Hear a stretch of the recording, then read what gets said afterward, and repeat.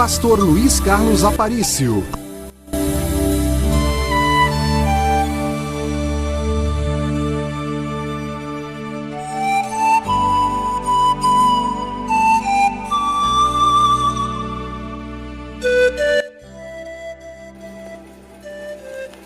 Bom dia para você, na gloriosa paz de nosso Senhor e Salvador Jesus Cristo.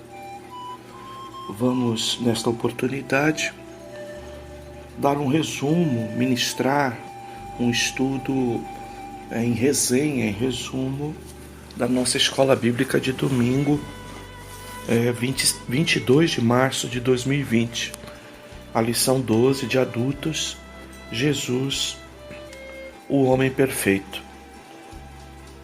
Bem, em primeiro lugar, nós devemos considerar que toda essa construção de lições bíblicas do trimestre que está chegando ao seu fim, né? Nós temos, além dessa, mais uma aula. Essa é a lição de número 12.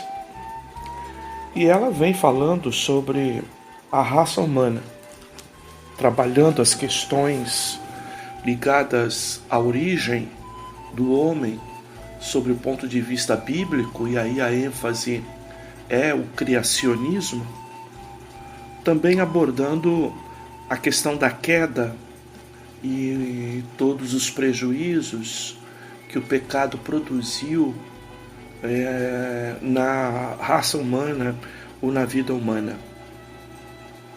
Quando nos deparamos com a primeira lição, desde a ideia do primeiro homem, Adão, e a lição de número 11, a lição passada, onde falamos do anticristo, há uma série de construções de aulas dentro do conceito da antropologia, ou estudo do homem, mostrando o pecado influenciando a raça humana e os homens, até a hora que este mesmo pecado ele levantará aquilo que a Bíblia chama o homem do pecado, aquele que em si vai representar toda afronta e toda rebelião contra Deus,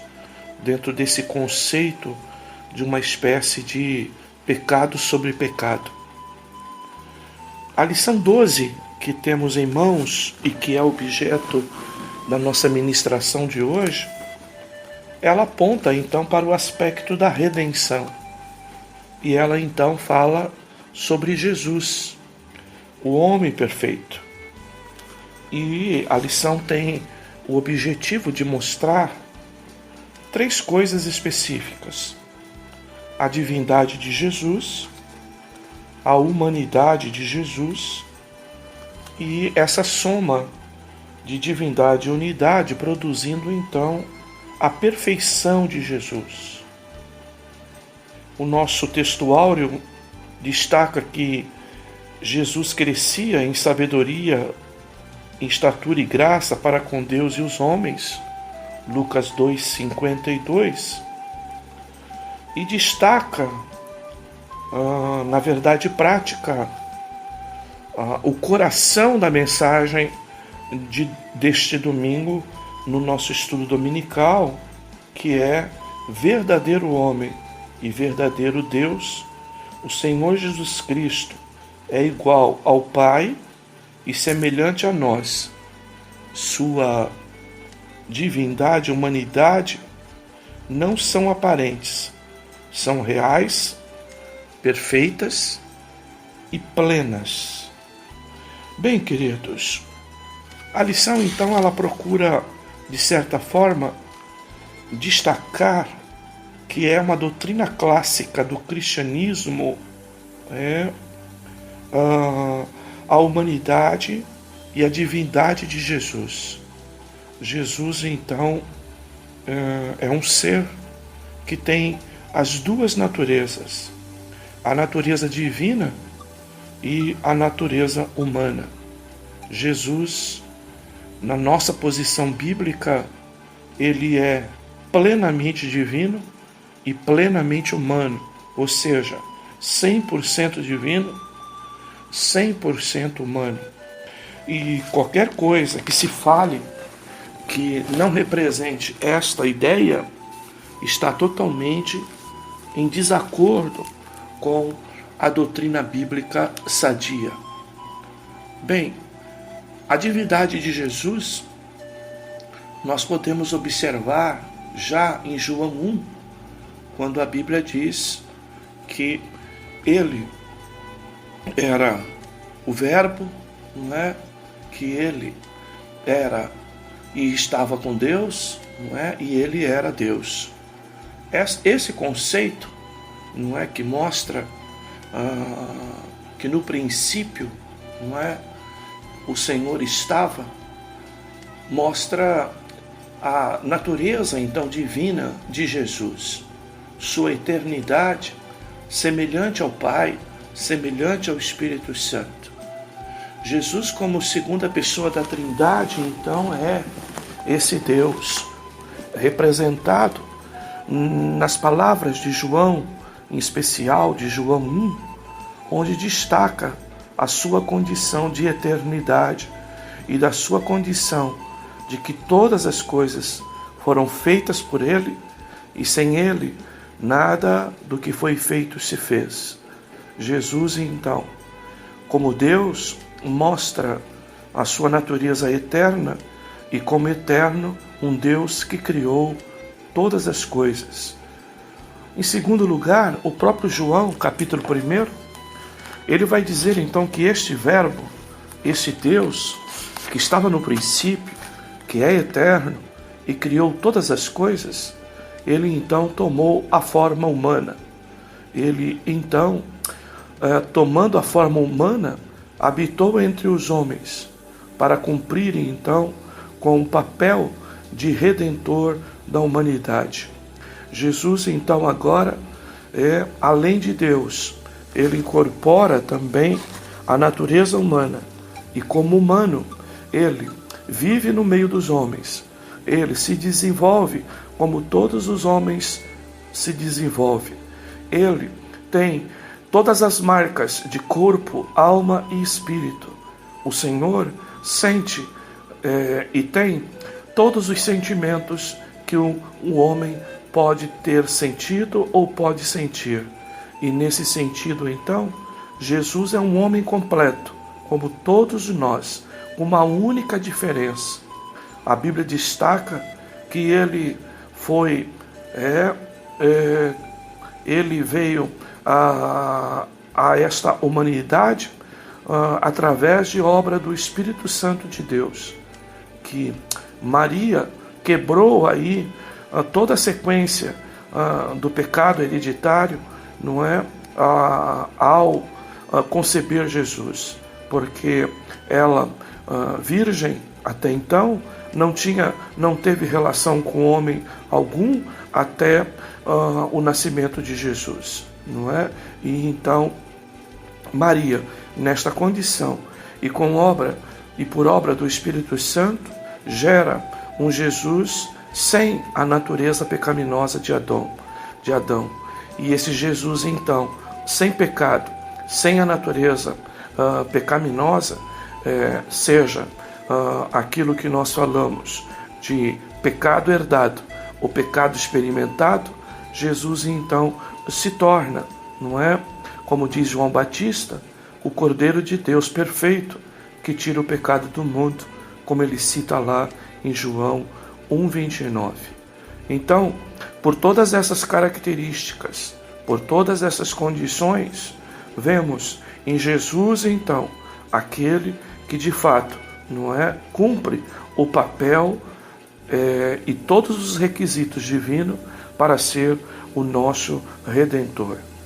Bem, queridos, nós poderíamos aqui citar vários atributos, não é, ligados à natureza divina de Jesus, tanto a sua imutabilidade, a sua onipresença, a sua onisciência, não é? a sua eternidade, como já falamos, e tudo aquilo que é atributo exclusivo de Deus, ele está evidenciado na pessoa de Jesus Cristo. Jesus Cristo, quando teve aqui na terra, ele teve e tinha todas as prerrogativas de Deus. Por vezes, ele não usou nenhuma dessas prerrogativas, principalmente quando o assunto era cumprir com a perfeição humana para objeto de nossa redenção. Mas o que podemos afirmar é que as duas naturezas de Jesus, apesar de distintas, elas são inseparáveis. E o que a natureza divina viveu, a humana experimentou. E o que a humana viveu, a divina experimentou. Bem verdade que, teologicamente, nós temos dificuldades até de compreender isso. Mas o nosso conceito não é a respeito de Cristo perfeito, é de um Cristo classificado teologicamente como uma unidade composta. E essa sua composição é formada por essas duas naturezas, a natureza humana e divina. Ele é, então, todas as respostas, ele é e atende todas as reivindicações estabelecidas no Antigo Testamento. Todos os profetas que falaram sobre o Messias e apontavam sobre a redenção de Israel e sobre a redenção da humanidade, se cumpre na pessoa bendita de nosso Senhor e Salvador Jesus Cristo. Ele é o Deus encarnado e ele, então, veio para cumprir exatamente com este objetivo, o objetivo de ser o último Adão.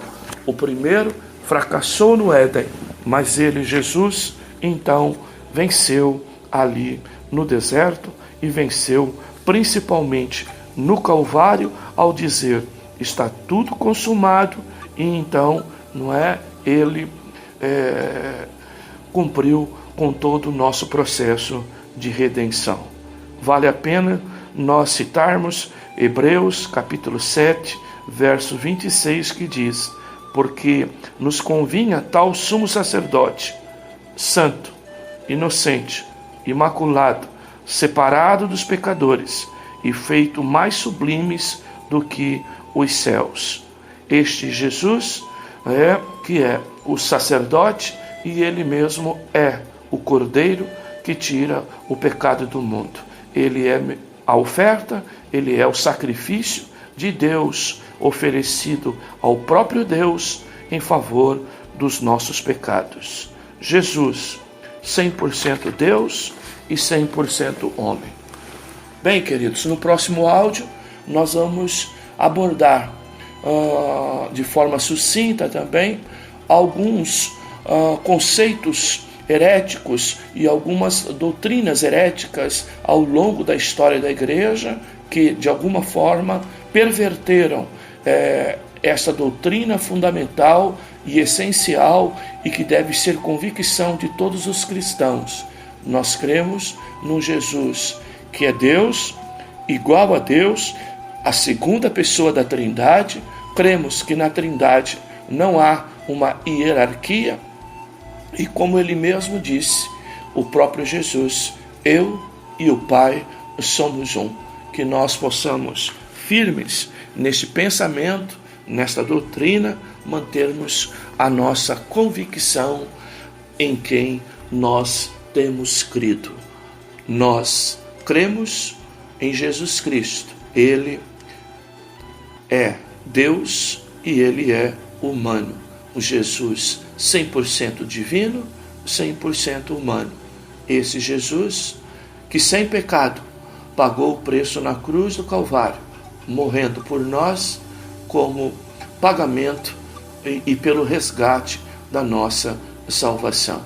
É nisso que cremos, é nisso que confiamos, e o objetivo final da redenção é que, no processo de glorificação, quando todos nós receberemos uma nova natureza, a natureza semelhante ao de Cristo, e aí seremos como Ele é, e receberemos então esta condição de natureza gloriosa, glorificada, e ao recebermos esta nova natureza incorruptível e imortal, seremos semelhante a Ele. E é essa exatamente a proposta da redenção final em Cristo Jesus. Ao lermos o texto de 1 Coríntios 15, que aborda questões da ressurreição, então poderemos, de fato, observar que este Jesus, ele é então o varão perfeito, e ele está, desde o dia que nos chamou para essa tão grande salvação, nos preparando para que um dia nós cheguemos a essa estatura de varão perfeito, a estatura, ao modelo da pessoa de Cristo Jesus. Que você tenha esta convicção. Não e jamais que essa ideia nos leve ao conceito de que seremos Deus, não é? Como prega o mormonismo. Não, mas teremos uma natureza humana, não é, totalmente restaurada, totalmente glorificada e sem pecado agora, e sem possibilidade de pecar, e livre da natureza pecaminosa pelo processo da glorificação. Seremos então semelhantes ao Senhor, e aí voltaremos ao nosso estado original, não é? Sem agora qualquer possibilidade de pecar mais contra Deus. Teremos agora uma natureza sem pecado, incorruptível e então imortal, e viveremos para todo sempre. Que Deus nos dê a graça e nos mantenha firme nele, para que possamos então alcançarmos a cada dia isso como a nossa esperança de fé, como a nossa confiança naquele que nos chamou. O que começou a boa obra irá aperfeiçoá-la até aquele dia. A perfeição será naquele dia, como diz Provérbios 4,18, que o justo é como a luz da aurora, vai brilhando até ser dia perfeito. O nosso dia perfeito em breve chegará, e é essa a nossa maior esperança. Que Deus te abençoe, em nome de Jesus. Eu repito, no segundo áudio vamos abordar alguma das heresias envolvendo as naturezas de Jesus. Deus os abençoe. Graça e paz, meus amados. Vamos agora à parte 2 da nossa lição. E a parte 2 da nossa lição, nós vamos dar um breve panorama das heresias cristológicas sobre a natureza de Jesus. A história do cristianismo tem como uma das suas principais marcas o surgimento de doutrinas que vão de encontro ao ensinamento bíblico. Já na Igreja Apostólica do Novo Testamento, nós percebemos facilmente a existência de heresias destruidoras. 1 João 4, 1-3 diz: Amados, não creais a todo espírito, mas provai se os espíritos vêm de Deus, porque muitos falsos profetas têm saído pelo mundo, e nisto conheceis o Espírito de Deus. Todo espírito que confessa que Jesus Cristo veio em carne é de Deus, e todo espírito que não confessa Jesus não é de Deus, mas é o espírito do anticristo, a respeito do qual tendes ouvido que havia de vir e agora já está no mundo. Outra passagem do Novo Testamento afirma: porque já muitos enganadores saíram pelo mundo, os quais não confessam que Jesus Cristo veio em carne. Tal é o enganador e o anticristo. 2 João 7. Essas passagens, queridos, demonstram claramente que já no período neotestamentário havia conceitos equivocados a respeito de Cristo. Os textos dizem que alguns afirmavam que Cristo não vira em carne. E foi justamente esse um dos objetivos de João ao escrever essa epístola: enfrentar a heresia gnóstica do primeiro século. Talvez essa tenha sido a heresia mais perigosa que ameaçava a igreja dos primeiros séculos. O gnosticismo, do grego gnosis, ou sabedoria, defende um forte dualismo, espírito e matéria. A ideia gnóstica é de que enquanto o espírito é bom, a matéria é essencialmente má. Essa percepção trouxe várias consequências desastrosas para o cristianismo. Uma delas é que, pela lógica, se a matéria é essencialmente má, logo Cristo não poderia ter vindo em carne. 1 João 4:2. Negando assim a doutrina bíblica da encarnação, como o cristianismo ortodoxo crê. Além disso, consequentemente, a humanidade de Cristo também era negada. Frank Ferreira, por exemplo, agrupa as heresias antigas sobre a natureza de Cristo em duas classes. Primeira, as negações da humanidade de Jesus Cristo, que seriam o docetismo, o apolinarismo, o eutequianismo. A segunda, as negações da divindade de Cristo, que seriam o ebionismo, o adocionismo e o arianismo. O docetismo tem uma forte ligação com o gnosticismo tratado há pouco. O nome docetismo vem do grego dokesis, cujo significado é aparência. Isto é, os docetas criam que pelo fato de que a matéria ser intrinsecamente má, Cristo não foi plenamente encarnado na carne, pois não foi plenamente encarnado na carne, pois uma vez que a matéria tem essa característica, o Espírito que é bom não poderia se envolver com ela. O corpo de Jesus, então, era uma mera ilusão e somente parecia que Cristo tinha sido crucificado. Um outro ensinamento difundido no século IV por Apolinário, bispo de Laodiceia, em 310 a 390, pregava que Cristo era divino, mas não humano, o apolinarismo. Ele entendia que Jesus Cristo não possuía uma alma racional humana, a alma divina, o Logos teria tomado o lugar da alma humana. As ideias de Apolinário foram condenadas totalmente no Concílio de Constantinopla no ano de 381. A última heresia que negava a humanidade de Cristo foi o eutequianismo. Essa heresia era defendida por um monge de Constantinopla, chamado de Eutiques. Ele defendia que a natureza divina de Cristo absorveu a natureza humana. E nesse sentido, Cristo teria apenas uma natureza após a união, a divina, revestida de carne humana. O eutequianismo, conhecido posteriormente como monofisismo, foi condenado em Calcedônia e continuou exercendo influência sobre cristãos do Egito, da Etiópia, da Síria, da Armênia e outras regiões.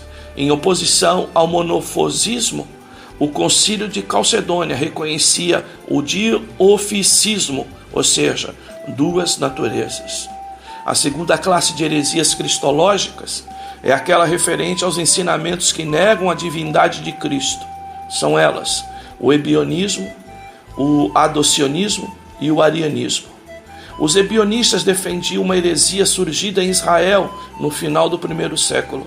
O ebionismo parece ter desaparecido conforme a igreja foi se tornando cada vez mais gentílica e menos judaica. O nome é derivado do hebraico Ebion, que significa pobre e necessitado. O ensino ebionista era de que Jesus Cristo não era Deus, mas somente um profeta extraordinário, o qual se identificava com os pobres. Daí o nome, sendo o filho natural de José e Maria. Segundo Berkhoff, os ebionistas negavam tanto a divindade de Cristo como seu nascimento virginal. Outra heresia que negava a divindade de Cristo foi o adocionismo. O ensinamento por trás dessa heresia era que Jesus era simplesmente um homem virtuoso, tão submisso ao Pai que este o adotou como o Salvador dos homens. Tal doutrina foi ensinada por Paulo de Samazota, bispo de Antioquia. Segundo ele, Jesus teria sido iluminado por Deus de maneira extraordinária, sendo progressivamente aperfeiçoado até que se tornou Cristo, o Filho de Deus, com uma posição divina. Porém, filho por adoção e não por natureza. Logo, a existência eterna de Cristo com o Pai foi negada pelos adicionistas também. Por último, o arianismo foi a principal heresia dos primeiros séculos da história do cristianismo. Ário foi presbítero de Alexandria, que ensinava que Cristo era apenas uma criatura, não o Deus eterno. Uma expressão típica desse movimento era que houve um tempo quando Cristo não era. Os debates em torno dessa doutrina resultaram na formulação de uma das mais importantes confissões de fé cristãs, o Credo de Nicéia, elaborado no primeiro grande concílio da Igreja, em 325, na cidade de Nicéia, atual Iznik, na Turquia. O surgimento de heresias na história da Igreja tem conduzido servos de Deus a debates com o objetivo de definir o ensinamento correto das Escrituras. No entanto, mesmo em meio de tantas controvérsias, o Senhor cuidou de preservar a sua verdade através dos séculos. E por isso, a importância desta aula de hoje, que mostra que o nosso Jesus perfeito, Jesus, o homem perfeito, Jesus, ele tem duas naturezas. Nós podemos definir isso na teologia de unidade mista. Jesus, então, ele é uma única criatura, e nessa criatura ele tem duas naturezas, a natureza divina e humana.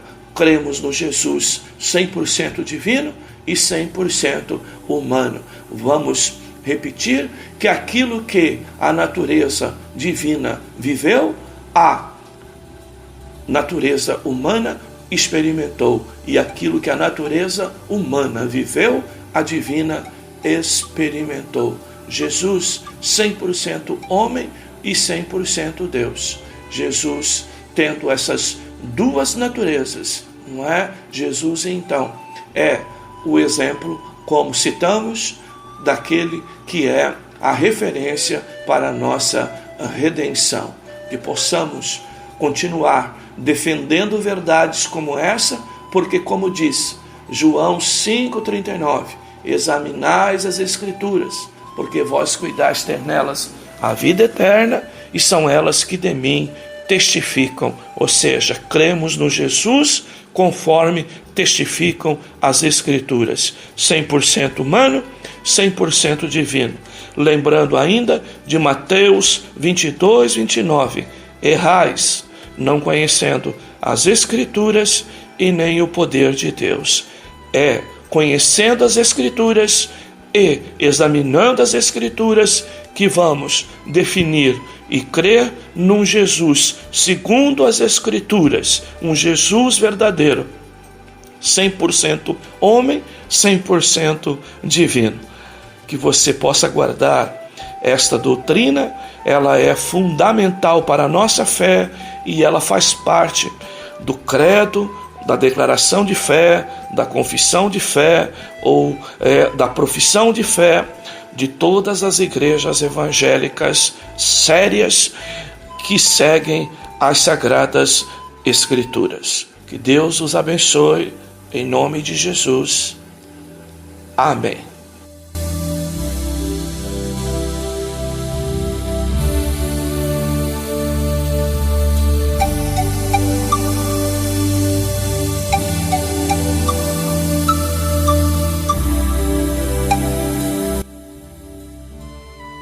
Se você busca uma igreja com profundidade doutrinária, sem fugir da simplicidade do Evangelho, venha servir a Deus junto conosco. Ministério Evangélico da Reconciliação. Compromisso e seriedade na Palavra de Deus.